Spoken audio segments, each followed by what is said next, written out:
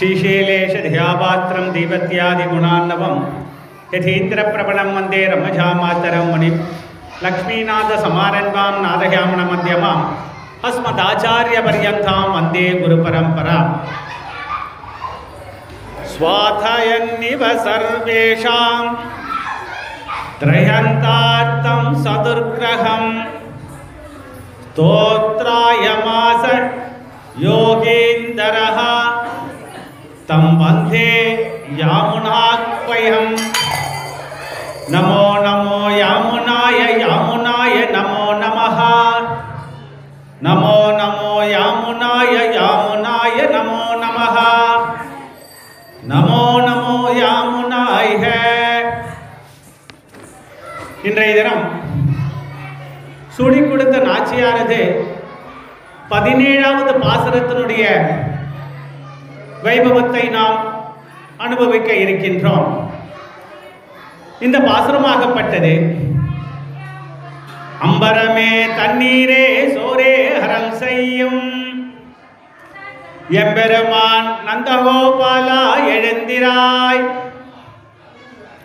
கொம்பனார்க்கெல்லாம் கொடுந்தே குலவிளக்கே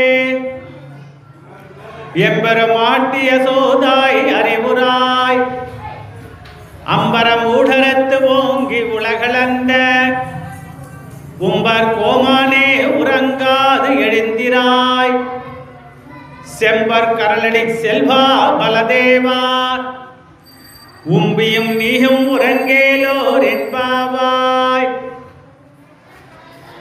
இப்பாட்டில் பகவானே இச்சித்து ஒருவனுக்கு செய்யும் நன்மையே மேலானது, இவை 2 வகைப்படும் என்று இவ்விடத்தில் நாம் அனுபவிக்க இருக்கின்றோம். ஒன்று ஸ்வாகத ஸ்வீகாரம், மற்றொன்று பரகத ஸ்வீகாரம். ஸ்வாகத ஸ்வீகாரம் என்றால் என்ன? நாம் எம்பெருமானை பற்றுதல். இவ்விடத்தில் தேவகி வசுதேவரின் புண்ணிய பலனாக அவர்களுக்கு புத்திரனாக அவதரித்தான் ஸ்ரீமன் நாராயணன் என்றழைக்கக்கூடிய கண்ணன். அவர் பிறக்கும் போதே தீயில் பொழிகின்ற செஞ்சுடர் ஆழி திகழ்திரு சக்கரத்தின் கண்ணன் அவதரிக்கும் போதே சங்கு சக்கரத்துடன் அவர்களுக்கு காட்சி கொடுத்து அவதரித்தான். உடனே கோகுலத்தில் பெருமாள் எழுந்து விட்டான்.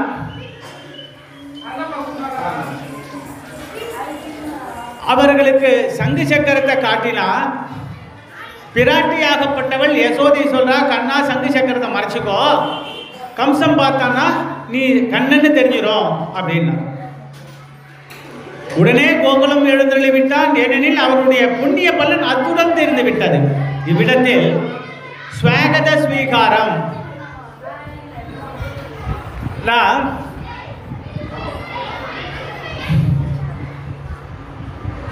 இவ்விடத்தில் தேவகிக்கும் வசுதேகமும் அவர் செய்த புண்ணியத்தினுடைய பலன் பெருமாள் அவதரித்த உடனே முடிஞ்சு போச்சு. இதுதான் ஸ்வாகத ஸ்வீகாரம், நாம் அவனை பற்றுதல். இரண்டாவதாக பரகத ஸ்வீகாரம். எம் பிரஜாபதிர் வேதச புண்ணியோ பவதி. எவனொருவனை பகவான் கடாட்சிக்கிறானோ அவனே புண்ணியசாலி. அவனுக்கு பகவத அனுபவம் பரிபூர்ணமாக இருக்கும். பகவானே மேல் விழுந்து ஒரு சேதனனிடம் செய்யும் அன்பு அபரீதமயமாக இருக்கும்.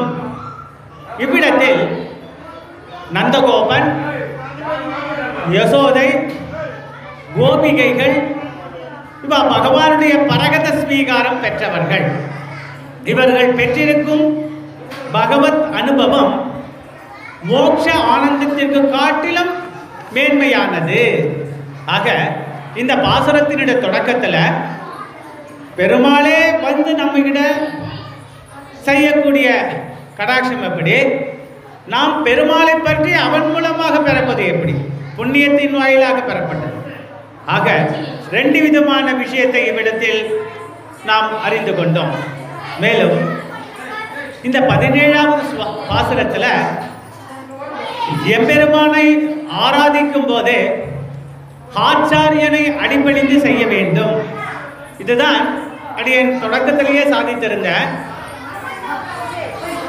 பெருமாளை அடையணும்னாக்கா நீ சரணாகதி அடையணும். அது ஒரு ஆச்சாரியன் திருவடி சம்பந்தத்தின் மூலமாகத்தான் பெருமாளுடைய கடாட்சத்தை நம்ம பெற முடியும்னு அடியேன் சாதித்த பல இடங்களில். அதைத்தான் இவ்விடத்தில் சமாஷேனம் பஞ்சசமஸ்காரம் பண்ணிட்டவா கடைசியான ஒரு நிலைமை என்னாக்கா, அவ பெருமாளுக்கு திருவாராதனை பண்ண கூடிய ஒரு தகுதியை ஆச்சாரியன் வாயிலாக பெறுகிறார்கள். அதுதான் இவ்விடத்தில் ஆச்சாரியனுடைய அந்த சங்கு சக்கரத்தை தோளில் தரித்துக் கொண்டு 12 திருநாமங்களை அவர் வாயிலாக பெற்றுக்கொண்டு, திருநாமங்களில் ஊத்தர்குண்டத்தை இட்டுக்கொண்டு, தாசநாமத்தை பெற்று, தத்துவைத புருஷார்த்தங்களின் ஆச்சாரியன் வாயிலாக பெற்றுக்கொண்டு, மந்திரத்தினுடைய விஷயத்தை சுவாமியுடைய கடாட்சத்தின் பேரில், ஆச்சாரியனுடைய கடாட்சத்தின் பேரில் தான் அனுபவித்து, அதன் வாயிலாக பெருமாளுக்கு திருவாராதனம் பண்ணக்கூடிய ஒரு நிலைமை அவளுக்கு கிடைக்கிறது. ஆகவே இவ்விடத்தில் எம்பெருமானை ஆராதிக்கும் போது ஆச்சாரியனை அடிபணிந்து செய்ய வேண்டும் என்ற விஷயத்தை இவ்விடத்தில் சாதிச்சிருக்கிறார். எனவே பகவத் விஷயத்தில் ஆச்சாரியனை எழுப்புவது அப்படின்னு சொல்றார். இந்த பாசரத்துல அம்பரமே தண்ணீரே சோரே அரண் செய்யும். இவ்விடத்தில் அம்பரமே அப்படின்னு சொல்றான். தத்துவைத புருஷார்த்தம் 3ஐயும் தர்ம புத்தியாலே உபதேசத்தின் வாயிலாக ஆச்சாரியனுடைய கடாட்சத்தின் பேரில் பெறக்கூடிய ஒரு விஷயம். இங்க இடத்துல அம்பரமே, அம் என்றால் அழகிய, பரம் என்றால் பரமாத்மா, நந்தன் என்றால் இவ்விடத்தில் ஆச்சாரியனை கொடுக்கிறது. இவ்விடத்தில் ஆச்சாரியனுடைய செயல் என்ன? சீடர்களை ஆனந்தம் செய்யப்படுகிறவன், அவன் தான் ஆச்சாரியன். மேலும் இந்த இடத்துல கோபாலன், எம்பெருமான் நந்தகோபாலா எழுந்திராய், இவ்விடத்தில் கோபாலன் சொல்றான். வேதம் முதலிய வாக்குகளை காப்பவன், அவன் தான் கோபாலன். கொம்பனார்க்கெல்லாம் கொழுந்தே குலவிளக்கே. கொம்பனார் அப்படின்னா என்ன இவ்விடத்தில் சாதிக்கிறார் சுவாமி? விடயத்தை தருவதும், தெளிவுபட எல்லா விஷயங்களையும் விளக்குவதும், வித்தையும் மந்திரமும் அவற்றின் தேவையாகவும் கருதுவதாகவும் கொம்பனார் அப்படின்னா இதுதான் இதுக்கு அர்த்தம். இந்த இடத்துல ஆண்டாளாகப்பட்டவள் பெருமாளை போய் அடையணும். கண்ணனை அரங்கனை, அதாவது போகி அன்றைக்கு ஆண்டாள் சகுனம் பாப்பா, சங்கராந்தி அன்னைக்கு அவனுக்கு கைப்பிடித்து திருக்கல்யாண வைபவம் நடக்கும். கனா கண்டேன் தோழினான். இவ்விடத்தில் ஆண்டாள் கனவின் வாயிலாக 10 பாசரங்களின் வாயிலாக இந்த அரங்கனை கைத்தலம் பற்றினாள். கடைசி பாசரத்தில் போகி இன்றைக்கு நம்ம இதை அனுபவிக்க போகிறோம். இன்றைய தொடக்கமாக இந்த 17வது பாசரத்தில் நந்தகோபாலன் அவருடைய பெருமையையும், யசோதையனுடைய பெருமையையும், கண்ணனுடைய பெருமையையும், கண்ணனுடைய தமையனாராக கருதப்படுகிற பலராமனுடைய பெருமையையும் இவ்விடத்தில் எடுத்து காட்டுகிறார். அதாவது இப்படியும் எடுத்துக்கொள்ளலாம். ஆண்டாளின் வருங்கால மாமனாராக இருப்பவர் நந்தகோபாலன், யசோதை மாமியார், கண்ணன் அவள் பக்கத்தில் இருக்கா ஆத்துக்காரர், வருங்கால ஆத்துக்காரர். அவருடைய தமையனார் யாரு? இவ்விடத்தில் நந்தகோபாலன். இதைத்தான் இந்த பாசுரங்களின் வாயிலாக ஒவ்வொருடைய பெருமை என்ன, அப்படின்ட்டு ஒவ்வொருத்தரையா திருவடி பற்றி கொண்டு ஆண்டாள் இந்த பாசுரத்தின் வாயிலாக எடுத்து இயம்புகிறாள். இந்த நந்தகோபாலை பற்றி, வருங்கால மாமனாரை பற்றி 5 பாசுரங்களில் சொல்லியிருக்கா. 1வது பாசுரம், 16வது பாசுரம், 17, 18, அதன் தொடக்கமாக 21வது பாசுரம். இவ்விடத்தில் நந்தகோபனை பற்றி, வருங்கால மாமனாரை பற்றி ஆண்டாள் பெருமைப்படுத்தி சொல்றாளாம். ஏன்னா முதலாவதாக பார்ப்பது யார்? நந்தகோபாலன். நேற்றைய பாசுரத்தில்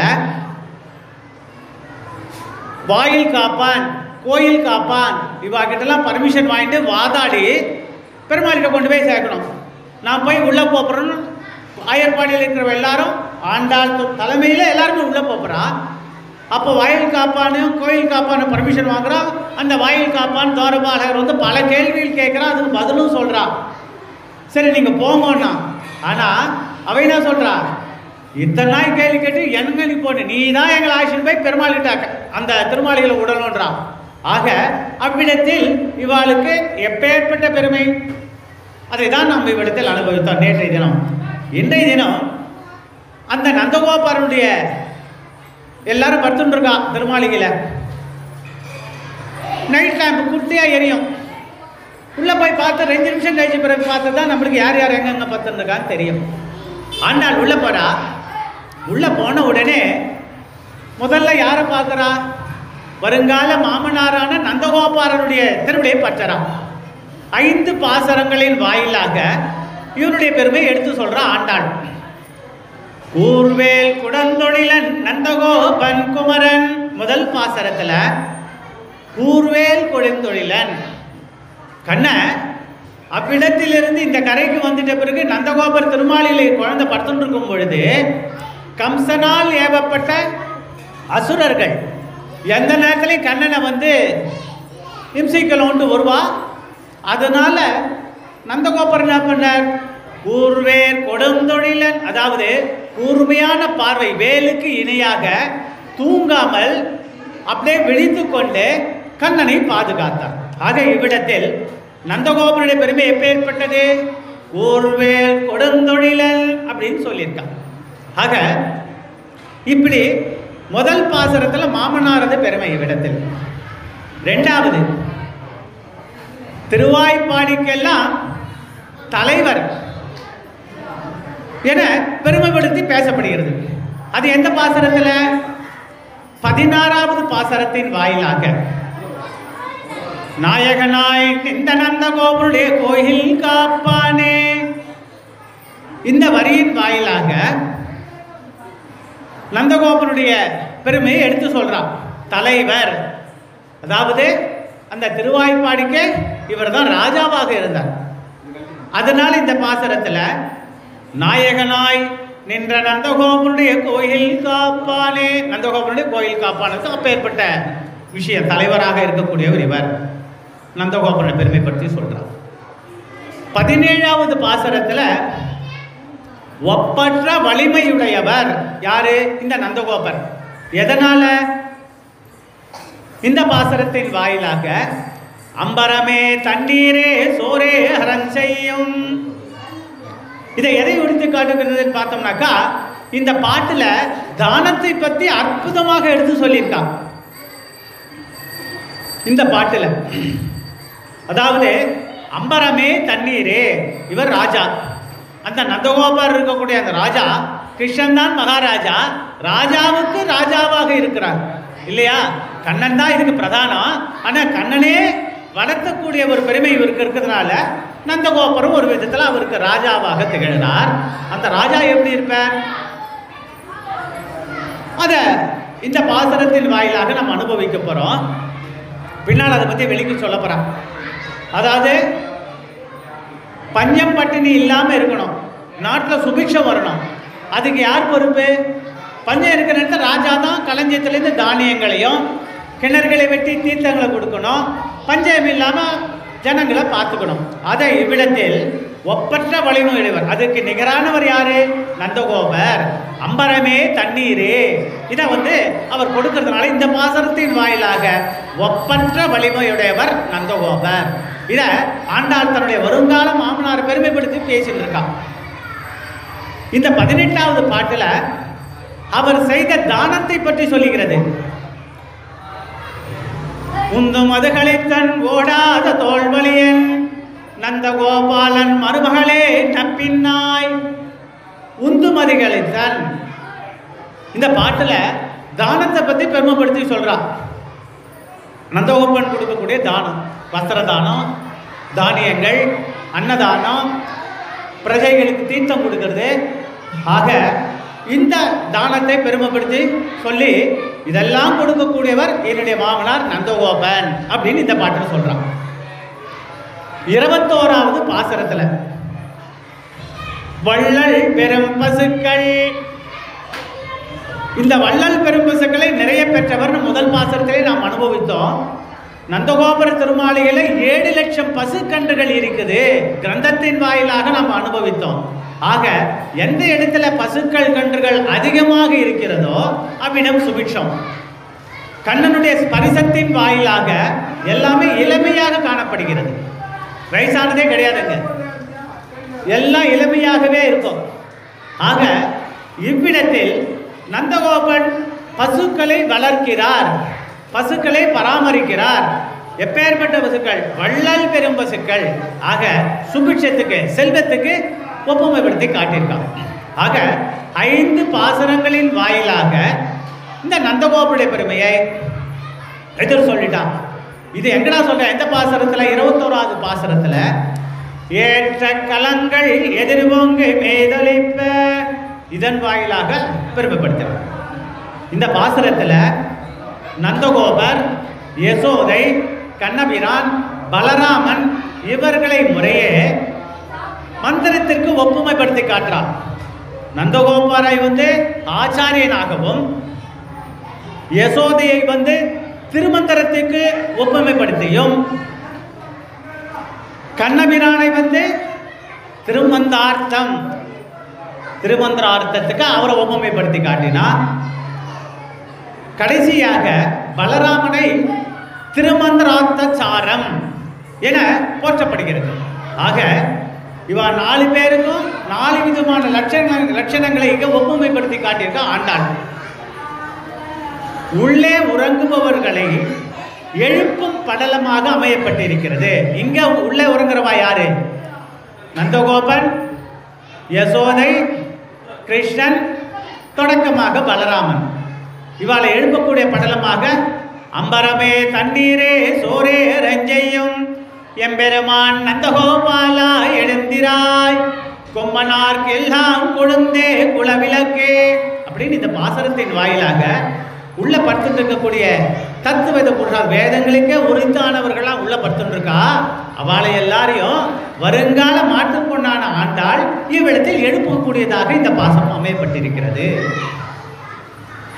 உறங்குபவர்கள் நந்தகோபர், யசோதை, பலராமன், கிருஷ்ணன் சொல்லிட்டேன். இப்போ இந்த 8 வரியில முதல் 2 அடிகள் நந்தகோபருக்கு பெருமை. எப்படி?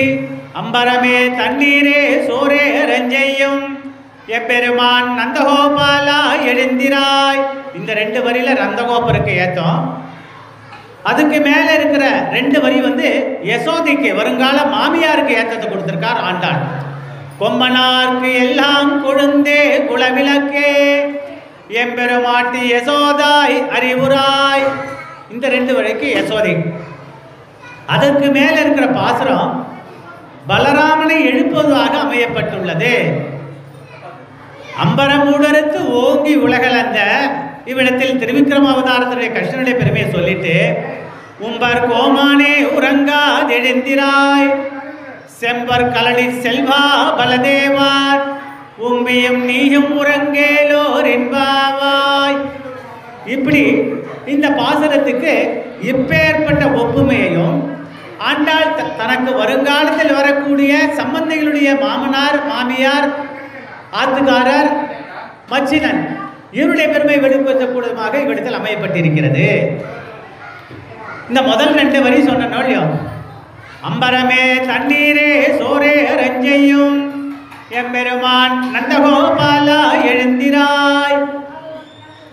கோதானம், பூதானம், இரண்ய தானம் முதலான பற்பல தான தர்மங்களையும் யாக ஓமங்களையும் செய்து வரும் நந்தகோபரை உண்ணும் உடையும் அளிப்பவர் என்று ஆண்டாளிவிடத்தில் புகழ்கிறார். வரவாளுக்கெல்லாம் வாரி வாரி கொடுப்பார் இந்த நந்தகோபரே. அந்த எதுகுலவாசர்களுக்கே தலைவனாக இருக்கக்கூடிய அந்த யாதவர்கள் இருக்கக்கூடிய மொத்த பேருக்கு இவர் தான் ராஜா. அப்ப ராஜாவுடைய கடமை என்ன? ஊர்ல இருக்கிற மக்களை பாதுகாக்கணும், பஞ்சம் பட்டினி இல்லாம அவளை கடாட்சிக்கணும், ரட்சிக்கணும். அதுதான் இவருக்கு பெருமை. அதை தான் இவ்விடத்தில் என்ன பண்றார்? அவளுக்கு சாப்பிட்றதுக்கு பிரசாதங்கள், அதாவது களஞ்சியத்தில் நெல் தானியங்கள்லாம் கொடுக்கறது, அணிவதற்கு வஸ்திரங்களை கொடுப்பது, பருகுவதற்கு நீர் பஞ்சமில்லாமல் செய்வது, இதெல்லாம் இப்பேற்பட்ட நந்தகோபரை உண்ணும் உடையும் அளிப்பவர் என்று ஆண்டாளிவிடத்தில் புகழ்கிறாள். இப்போ மாமனாருடைய பெருமை இவ்விடத்தில் வெளிப்படுத்தி காட்டினார். ஆயர் சிறுமியர்கள் நோன்பில் குறிப்பிடத்தக்கது என்ன அப்படின்னு பார்த்தோம்னாக்கா, இவ்விடத்தில் ஒரு அரசன் பண்ணக்கூடிய நிலைமையை இங்கே நந்தகோபருக்கு ஒப்புமைப்படுத்தி காட்டுறான். ராஜா என்ன பண்ணுறானோ அதை இவ்விடத்தில் நந்தகோபனுக்கு ஒரு கம்பேரிசன் கொடுக்குறான். நீண்டகால துர்யபிஷ சக்தினாலே, அதாவது ரொம்ப நாளாக நாட்டில் மழை பெய்யல, பஞ்சம் பட்டினி, எங்கே பார்த்தாலும் ஒரே தீர்த்தம் இல்லாத தன்மை, சுபிக்ஷம் இல்லாத கூடிய நிலைமையில நாளைக்கும் பரிதவிப்பதை பார்த்து மனம் உருகி ராஜாவாகப்பட்டவன் தனக்கு நெடுங்காலமாக தன் களஞ்சியத்தில் சேகரித்து வைத்துள்ள தானியங்களை அந்த நேரத்தில் எல்லாருக்கும் எடுத்து கொடுப்பாராம். நல்லா இருக்கும்போது மொத்த தானியங்களும் களஞ்சியத்தில் வச்சிருப்பார். பஞ்சம் பட்டினி வரும்போது ராஜா அதெல்லாம் எடுத்து பொது ஜனங்களுக்கு கொடுப்பார். அதான் ராஜாவுடைய தர்மம். அது மட்டுமல்ல, கிணறுகளை வெட்டி அங்கே தண்ணீர் வரும்படி செய்து பிரஜைகளை ரட்சிக்கிறான் ராஜா. மேலும் மக்களுக்கு பஞ்சாயத்து அவளுக்கு வசதி என்ன பண்ணுவார்? அதனால வஸ்திர தானம், துணிமணிகள்லாம் நாட்டில் இருக்கிற ஜனங்களுக்கு தான் ராஜா கொடுப்பானா. இப்படி மேலும் மக்களுக்கு வஸ்திர தானம் செய்து நோன்பின் பெருமையை வெளிப்படுத்தி காட்டியிருக்கப்பட்டிருக்கிறார்கள் இவரத்தில். இந்த நோன்பின் பெருமை ஆயர் சிறுமியர்கள் நோன்பில் பல குறிப்பிடத்தக்கது அப்படின்னு சொன்னாலும் இல்லையோ, அதுதான் இது. சரி, நம்ம எல்லா இடத்துலையும் ஒரு முக்கியமான விஷயத்தை கவனிக்கலாம். அன்னதானம் பண்ணுறோம். ஆனால் அன்னதானத்தை காட்டிலும் வஸ்திரதானம் ரொம்ப சிரமத்துடையது. அதனால தான் அந்த ராத்துக்கு வரும்போது வேட்டி பூத்தறி தானத்தை கொடுத்து அதனுடைய அர்த்தம் என்ன தெரியுமோ எல்லாரும் தெரிஞ்சுக்கணும். இவ்விடத்தில் அன்னதானத்தை காட்டிலும் வஸ்திரதானம் ரொம்ப ஏற்றமா. எதனாலன்னா 33 கோடி தேவர்களும் வஸ்திரத்தில் இருக்கிறார்கள். நீ தானம் கொடுக்கும்போது அந்த தேவருடைய கடாட்சத்தை நீரும் பெறுவ, வாங்கக்கூடிய அந்தனரும் அவளுக்கு ஆசீர்வாதம் பண்றாரோ இல்லையோ. அப்போ நீ வஸ்திரத்தை கொடுக்கும் பொழுது அது அந்த தானத்தின் வாயிலாக 33 கோடி தேவர்களுடைய கடாட்சமும் கொடுப்பவர்கள் பெறுகிறார்கள். அன்னதானமும் உண்டு, வஸ்திரதானமும் உண்டு. வஸ்திரதானத்துக்கு இப்ப ஏற்பட்ட ஏற்றம். அதுதான் நவராத்திரி எப்போ என்ன பண்றோம்? கொழுவுக்கு வரவாளுக்கெல்லாம் கொஞ்சம் வசதியான இருக்கிறவா என்ன பண்றோம்? பெண்களுக்கு வரும்போது 6 கஜம் புடையோ 9 கஜம் புடையோ ரயில் கம்பிட்டோ வெத்தலை பாக்கு கொடுக்குறோம். சுமாராக இருக்கிறவா என்ன பண்ணுவா? பழம் வெத்தலை பாக்கு கொடுப்பான். கொஞ்சம் வசதியாக இருக்கிறவா என்ன பண்ணுவா? பழம் வெத்தலை பாக்க ரமிக்கப்பட்டு வச்சு கொடுக்குறோம். ஆக வஸ்திரதானத்திற்கு இவ்விடத்தில் ஏற்றம் கொடுக்கப்பட்டிருக்கிறது. யார் மூலமாக? சூடி கொடுத்த நாச்சியாரின் வாயிலாக தானத்தில் பிரதானமாக கருதப்படுவது அன்னதானத்தோடு கூட சேர்ந்தது வஸ்திரதானம் அப்படின்னு சொல்றான். அதன் மூலமாக நம்மை ரட்சிக்கிறார்கள். ஆண்டாளும் இவ்விடத்தில் நந்தகோபரரை அன்னத்தோடு கூடிய வஸ்திரதானத்தையும் செய்தார் என பெருமைப்படும்படி ஆண்டாள் இவ்விடத்தில் சொல்லியிருக்கான். இந்த தானம் சொல்லிட்டான். நந்தகோபர் அளித்த தானத்தை காட்டிலும் கிருஷ்ணரின் தானம் சிறந்ததாகவும் பெருமைப்படக்கூடியதாகவும் அமையப்பட்டிருக்கிறது. அது மட்டுமல்ல, அந்த தானத்தின் வாயிலாக நந்தகோபுரமுக்கு பெருமைப்படப்படி செய்தாராம் கிருஷ்ணர். நந்தகோபர் தானத்தை விட கிருஷ்ணர் தானம் பெரியது. இந்த நேரத்தில் அவருக்கும் பெருமை செய்து தனக்கு ஏற்கனவே பெருமாளுக்கு பெருமைக்கு குறையே கிடையாது. இதன் வாயிலாக நந்தகோபருக்கும் பெருமைப்படுத்தபடி செய்தாராம். அது என்ன? நந்தகோபர் இருக்கிற பொருள்லாம் கொடுத்தார், வாசுவோம். இந்த உலகத்தில் நடக்கக்கூடிய விஷயம். ஆனால் பகவான் கிருஷ்ணன் என்ன பண்ணார்? தானத்தில் சிறந்தது வஸ்திரதானம்னு சொன்னோம். அதை இவ்விடத்தில் துர்ஜாதனன் துகிலிருக்கும் பொழுது பெருமாள் என்ன பண்ணார்? கூப்பிட்றா பெருமாளை. திரௌபதி கூப்பிட்றா. ஆபத் பாண்டவா அநாத ரட்சகான்னு கூப்பிடுறதோடு இல்லாமல் சாந்தாகாரம் புஜகசயனம் பத்மநாபம் சுரேஷம் விஸ்வாகாரம் ககன சதுர்சம் மேகவர்ணம் சுபாங்கம் லக்ஷ்மீகாந்தம் கமலநயனம் யோககிருத்யானதம்யம் வந்தே விஷ்ணும் பவபயகரம் சர்வலோகைகநாதம் शशंकचक्रं सकरीतकुण्डलं सपीतवत्तं सरसीरुगेक्षणं सगारवत्तस्थलसोऽपि कौस्तुभं नमामि विष्णुं शिरसा चतुर्भुजं छायायां पारिजातस्य हेमसिंहासनोपरि आसीनमम्बुदश्यानं मायदाक्षमलङ्कृतं चन्द्राननं चतुर्बाहुं सेवत्साङ्कृतवक्षसं रुक्मणी சத்யபாமாத்யாம் சகிதம் கிருஷ்ணமாஸ்ரயே. ஆக கிருஷ்ணனுடைய பெருமையை தன் வாரால கூப்பிட்டு எல்லாரையும் கூட்டா யாருமே வரல. கிருஷ்ணனை வாயார இப்படி மனத்தோட அணைச்சுன்னு கூப்பிடும்போது பெருமாள் கிருஷ்ண பரமாத்மா அவ்விடத்தில் அவளுக்கு துகிலை கொடுத்தாள், வஸ்திரத்தை கொடுத்தாள். ஆக வஸ்திரதானத்திற்கு ஏற்றம் கொடுத்தது இவ்விடத்தில் கிருஷ்ணன். நந்தகோபர் கொடுத்தது காட்டிலும் இவருக்கு ஏற்றம். அதை தான் இவ்விடத்தில் அனுபவிச்சுட்டு இருக்கோம். சரி, அது ஒரு பக்கம். இது வஸ்திரத்துக்கு. அடுத்தது அன்னத்துக்கு என்ன ஏற்றம்? கிருஷ்ணர் வாயிலாக நம்ம அனுபவிக்க போகிறது. ஒரு குருகுல வாசம் நடக்கிறது. அந்த குருகுலத்தில் நிறைய பேர் இருக்கா. மத்தியானம் 12 மணி ஆகிடுது. குருகுல வாசர்களுக்கு அங்கே இருக்கிற மாணாக்கர்களும் சரி வேதத்தை அக்னமேஹேலே புரோகிதம் யக்ஷத தேவம் ருத்வஜம் ஓதாஹாரகம் நத்ததாத்தமம் ஹரேங்கோம் ஹரேங்கோம் விஷயத்தோ ஜெத்வா வாயவத்சோ வாயவத்ச தேவவத்ச விதாத் பிரார்ப்பயதோஷே சதமாய கர்மணஹாத்யாயத்மூர்த்தியா தேவபாகுங்கோர்ஜஸ்வதே பிரயஸ்வதே பிரஜாபதேரணமேவா யக்மாமாவத்சேனகேசு பாரதகம்சோ ருத்ரசஹேதரி பரிவாரணத். இப்படி ஒரு ருக்கு எதிர் சாமவேதத்தை செய்கிறவா இந்த பக்கம். அந்த பக்கம் பார்த்தோம்னாக்கா சன்னோ மித்ர சம்வருணஹ சன்னோ பவத்வர்யமாம் சன்னஹந்திரோ ப்ரஹஸ்பதிஹி சன்னோ விஷ்ணுருக்ரமஹ நமோ பிரம்மணே நமஸ்தே வாயு त्वमेव प्रत्यक्षं ब्रह्मासि त्वमेव प्रत्यक्षं ब्रह्म वदिष्यामि ருதம் வதிஷ்யாமி சத்தியம் வதிஷ்யாமி. இப்படி உபனிஷத்துக்கு ஏற்றம் கொடுத்து அவ்விடத்தில் வேதத்தை ஓதுகிறார்கள். இவ எல்லாம் முடிச்சிட்ட பிறகு அவள் நித்தியகரமாக, அதாவது மாத்தியானத்தை முடிச்சுட்டு பிரசாதத்தை சாப்பிட்றதுக்கு ரெடியாக இருக்கா. அந்த நேரத்தில் எல்லாருக்கும் பிரசாதங்கள்லாம் கொடுத்துட்டாலும் எல்லாரும் சாப்பிட்டாச்சு. சரி, இவ்விடத்தில் அந்த பெண்மணியாகப்பட்டவள் பாத்திரத்தெல்லாம் எடுத்து ஒழிச்சு போட்டா.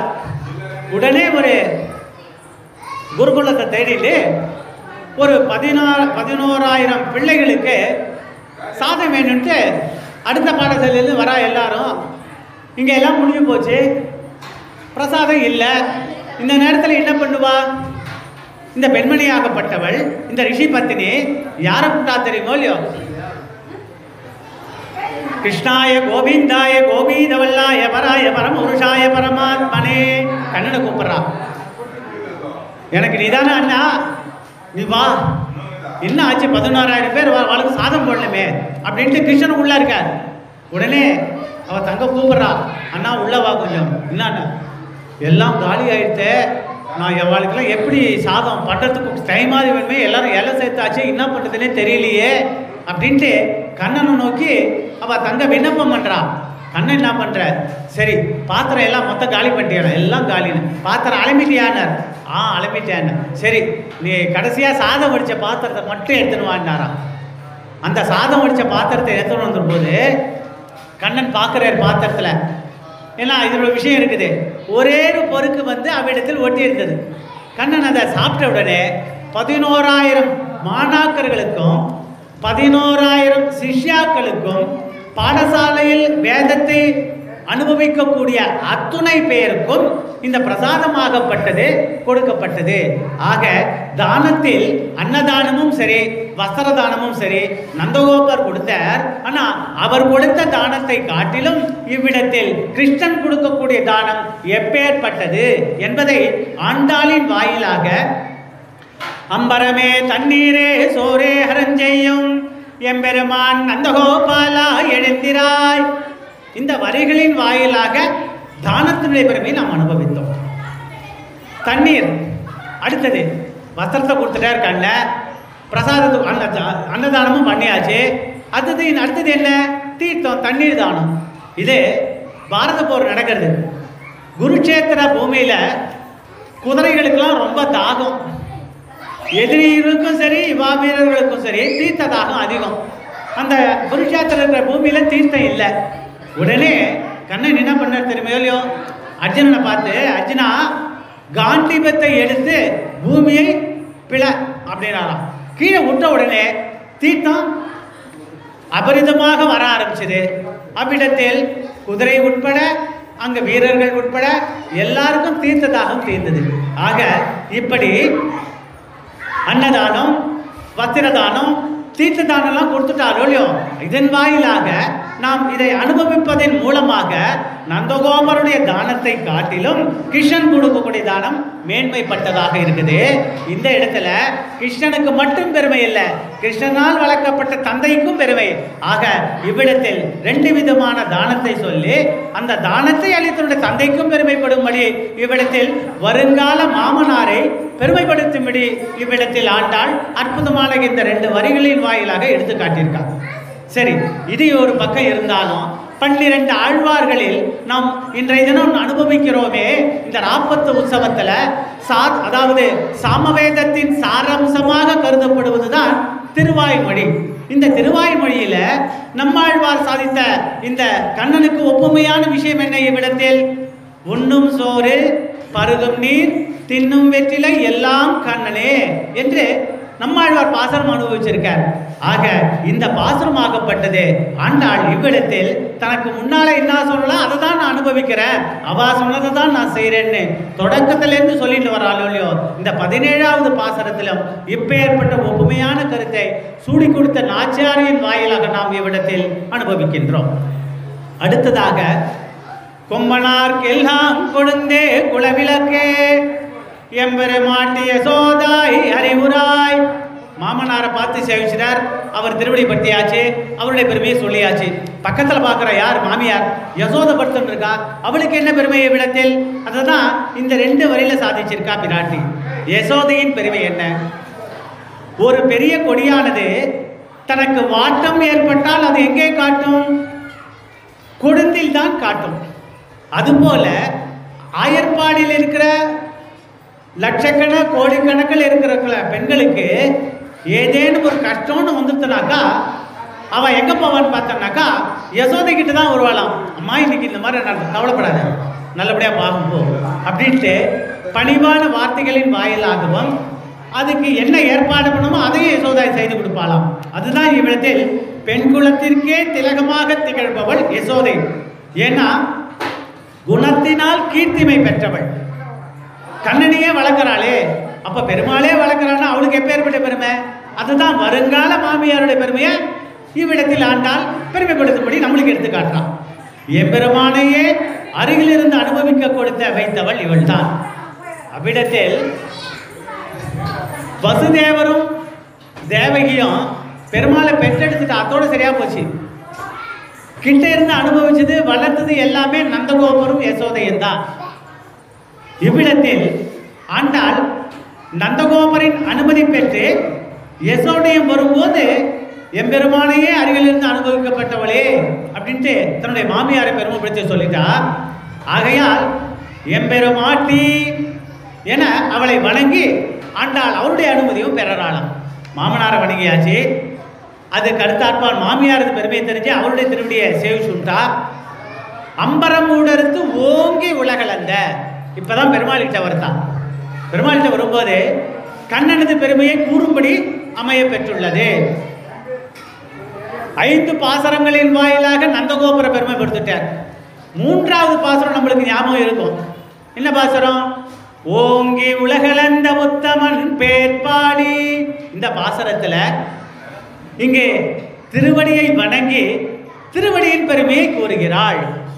திருவடியை கிருஷ்ணனுடைய திருவடியை சேவிச்சுட்டார், அவருடைய பெருமையை சொல்ல போறான். அவருடைய பெருமைனாக்கா அந்த திருவடிக்கு எப்பேற்பட்ட பெருமை, அதை தான் இவ்விடத்தில் பிராட்டி ஆண்டாள் வாயிலாக நாம் அனுபவிக்க போறோம். ஓங்கி உலகளந்த உத்தமன் பேர்பாடி. சர்வ வியாபியான திருவிக்கிரமன் உலகை அளந்த போது ஓங்கி வளர்ந்தான். ஒரு திருவடி ஆகாசத்தை பிளந்து பிரம்மன் மூலமாக அத்திருவடியை நீரினால் நனைத்து பிரம்மலோகத்தில் தீர்த்தம் விழுந்து பகீரதனால் பூலோகத்திற்கு கொண்டு வரப்பட்டது. இதனை நம்ம எப்படி புண்ணியதான புண்ணிய புஷ்கரணி புண்ணிய தீர்த்தம் சொல்றமே, கங்கை, பாகீரதி, யமுனை, காவேரி என நதிகளாக புகழடைகிறது. மேலும் இந்த இடத்தில் ஆண்டாள் திருவடி பெருமையை எங்களுக்கு இதன் வாயிலாக நம்மளுக்கு எடுத்து எம்பியிருக்கலாம். ஆக திருவடியை சேவிச்சா அந்த திருவடிக்கு எப்பேற்பட்ட பெருமை, அதை இதன் மூலமாக ஆண்டாள் சொல்லிட்டார். அடுத்ததாக அப்படி கண்ணனை சேவிச்சுட்டே இருக்கும்போது ராத்திரி பொழுது தானே, அந்த நைட் லேம்ப்னு சொல்கிறோம், ரொம்ப சின்னதாக தானே எரியும். முதல்ல உள்ளே வந்தால் ஒன்றுமே தெரியல. சட்டுன்னு பார்த்தாக்க ஒரு கட்டில் நந்தகோபர் பார்த்துருந்தார், அடுத்த கட்டில் பார்த்தோன்னா யசோதையை பார்த்துட்டா. அப்புறம் ஐயோ கண்ணன் இங்கே பார்த்துட்டு அவர் திருவிடை பற்றினார். கண்ணன் திருவிடை பற்றி அப்படியே அவனை பார்த்துட்டே இருக்கும் பொழுது பக்கத்தில் ஒருத்தர் இருக்கார். அவர் யார்? பலராமன். ஆக இவ்விடத்தில் செம்பர் கலழி செல்வா, செம்பர் கடலடி செல்வா பலதேவா அப்படின்ட்டு பெருமைப்படுத்துறா. யார? பலராமன். ஆண்டாள் பலராமன் திருவடியை போற்றி பற்றுதல். செம்பர் கரளடி கம்சனாகப்பட்டவன் தேவகி கர்ப்பகத்தில் கம்சனாகப்பட்டவன் தேவகி கர்ப்பத்தில் பிறக்கும் குழந்தைகளை இம்சித்து கொன்றான். வரிசையாக 6 குழந்தைகளை அழிச்சிட்டான். பெருமாளின் உத்தரவின் பேரில் ஆதிசேஷன் இவ்விடத்தில் அம்சபூதராய், அந்த ஆதிசேஷன் தான் இவ்விடத்தில் பலராமனா அவதரிக்கப்படுறார். அம்சபூதராய் 7வது குழந்தையாக தேவகி கர்ப்பத்தில் பலராமன் பிரவேசித்தான். இக்கருவானது வெளியே எடுக்கப்பட்டு வசுதேவருடைய 2வது தர்மபத்தினியாக இருக்கக்கூடிய ரோகிணியின் கர்ப்பத்திற்கு மாற்றப்பட்டார். ரோகிணியினிடத்தில் பிறந்தவன் தான் பலராமன். 2வது மனைவிக்கு அவன் கர்ப்பத்தில் கொண்டு போய் இதை வச்சாச்சு. அவளுக்கு பிறந்தவன் தான் பலராமன். 8வது குழந்தையாக பிறந்தான் பரமாத்மாவான நீலநேமி மேலே சியாமல வண்ணனான நம் கண்ணன். இவ்விடத்தில் பலராமன் பெருமையை ஆண்டாள் தன்னுடைய மச்சனுடைய பெருமையை உணர்த்திட்டான். மாமியார் பெருமையை சொல்லியாச்சு, மாமனார் பெருமையை சொல்லியாச்சு, திருவடியை தொடக்கூடிய பெருமாளுடைய பெருமையை சொல்லிட்டு மச்சனுடைய பெருமையை இடத்துல அற்புதமாக எடுத்து சொல்லியிருக்கான். எப்படி எனில், பலராமன் தேவகி கர்ப்பத்தில் பிரவேசித்த போது கர்ப்பத்திற்கு ஒரு ரட்சையை கட்டிட்டு போயிட்டான். தேவகி வயசுல இருக்கும்போது ஒரு ரட்சை ஒன்று கட்டினான் பலராமன். இனிமேல் வரக்கூடிய குழந்தைக்காக இதை கட்டினான். சௌக்கியமாக இருக்க வேண்டும் என்னும்படி உயர்ந்த பொன்னடி படைத்தான் பலராமன். அங்க கர்ப்பத்தில் இருக்கும்போது கண்ணன் அவதரிக்கப்படுறான்னு தெரியும். கண்ணன் தான் அமைச்சிருக்கார். அதனால கண்ணனுக்கு எந்த கஷ்டமும் வரக்கூடாதுன்ட்டு அந்த கர்ப்பத்து உள்ள இருக்கும்போது தன்னுடைய திருவடியின் ஸ்வரசத்தின் வாயிலாக ஒரு ரட்சியை கட்டிட்டான். ஆகையினால கிருஷ்ணனை வாழ வைத்த திருவடி உன்னுடையது பலராமனை பெருமைப்படுத்தி காமிச்சிட்டான். பலராமன் பிறந்தவுடன் அனைத்தும் சுபமாக நடந்தது. அதுதான் இந்த இடத்துல சூடி கொடுத்த நாச்சியார் இந்த பாசனம் ஃபுல்லாவே தோழிமார்கள் எல்லாம் அழிச்சுன்னு பெருமாளை எழுப்புறான். இதுக்கு முன்னால ஒவ்வொரு ஆத்து வாசல்ல போய் தோழிமாலை எழுப்பினான். இந்த 17வது பாசனத்துல தனது வருங்கால மாமனாரையும் மாமியாரையும் மச்சினனையும் தாம் அடையக்கூடிய கண்ணனையும் இவ்விடத்தில் எழுப்பும்படியான ஒரு படலம் அந்த படலத்தின் வாயிலாக ஒவ்வொருடைய பெருமையை நாம் இவ்விடத்தில் ஆண்டாளின் வாயிலாக அனுபவித்துக் கொண்டிருக்கின்றோம். ஆண்டாள் பலராமனது தூக்கத்தை பற்றி இங்க ஒரு வார்த்தை சொல்றா. நம்ம ஏற்கனவே அனுபவிச்சோம். கிருதாயுகம், திரேதாயுகம், துவாபர யுகம், அடுத்ததாக கலியுகம். கலியுகத்தை பெற வரல. ஏன்னா நம்ம இருக்கிறத அந்த துவாபர யுகத்தை தான் பார்த்துட்டு இருக்கோம். கிருஷ்ணன் பலராமன் ஆண்டாள் விஷயத்துல. ஆண்டாள் கலியுகத்துல 9ஆம் நூற்றாண்டில் அவதரித்து துவாபர யுகத்தில் நடக்கூடிய விஷயத்துக்கு தன்னை ஒப்புமைப்படுத்தி கடைசி நாள் கனா கண்டேன் தோழினா கண்ணனை கைப்பற்றப்படா. கிருதயுகத்தில் அரங்கனும் அவ்விடத்தில் அவர் படுக்கையில் இருக்கக்கூடிய ஆதிசேஷன். திரேதாயுகத்தில் ராமன் லக்ஷ்மணன் ஆதிசேஷன் சொல்லிட்டார். ஆனால் இந்த துவாபர யுகத்தில் யாரு? கிருஷ்ணன் பக்கத்தில் படுத்துட்டு யாரு? பலராமன். அவர் ஆதிசேஷன். மேற்கண்ட 2 யுகங்களில் கண்ணுறங்காமல் பகவானை நீ காத்துட்ட, இந்த துவாபர யுகத்திலும் கண் விழித்து என் கண்ணனை பாதுகாக்க வேண்டாமா? இது உன் வேலை இல்லையா அப்படின்ட்டு பலராமனை பார்த்து ஆண்டாள் கேட்கிறான். அந்த யுகத்தில் பாதுகாத்த இல்லையா? நீ லக்ஷ்மணனா இருந்த, ராமரின் சீத்தையும் காட்டில் இருக்கும்போது அவள் உள்ளப்படுத்தினும் போது 40 வருஷங்கள் கண்ணியமைக்காமல் அவளை பார்த்துட்டேன்னு சொன்னேன். ரொம்ப சந்தோஷம். ஆனால் இந்த யுகத்தில் பலராமன் படுத்துட்டு இருக்கிய, நீ ஏன் தூங்குறிய? இந்த இடத்துல நீ கண்டுபிடிக்காம பார்க்கணுமா கூடாதா அப்படின்ட்டு ஆண்டாள் கேட்கிறாளாம்.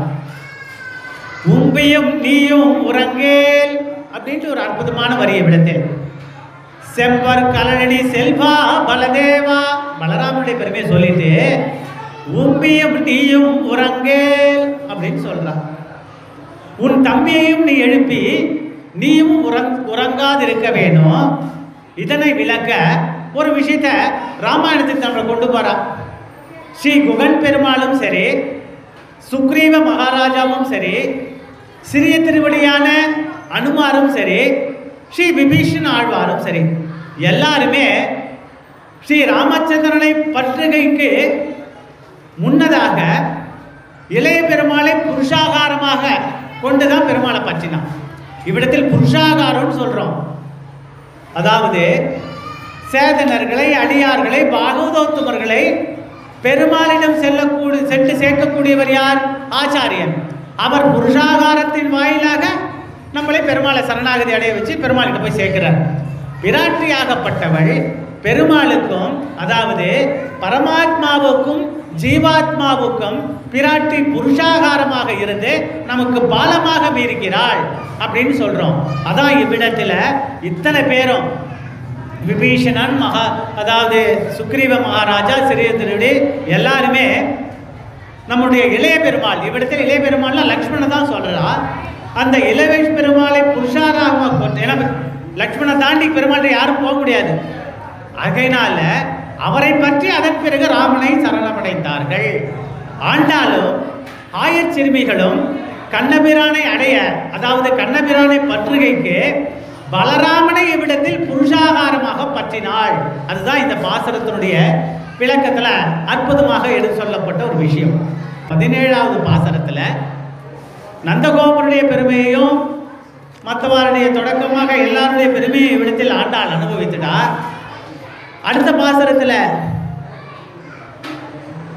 அவருக்கு தமையனாராகவும் ஆச்சாரியனாகவும் விளங்கக்கூடிய, நம்ம அனைவருக்கும் நடு நாயகமாக ஆச்சாரிய புருஷரை விளங்கக்கூடிய நம் ராமானுஜரை பற்றி சொல்ல போறா.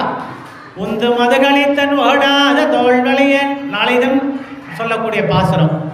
இந்த பாசுரத்தில் நேற்று நம்ம அனுபவிச்சோம்.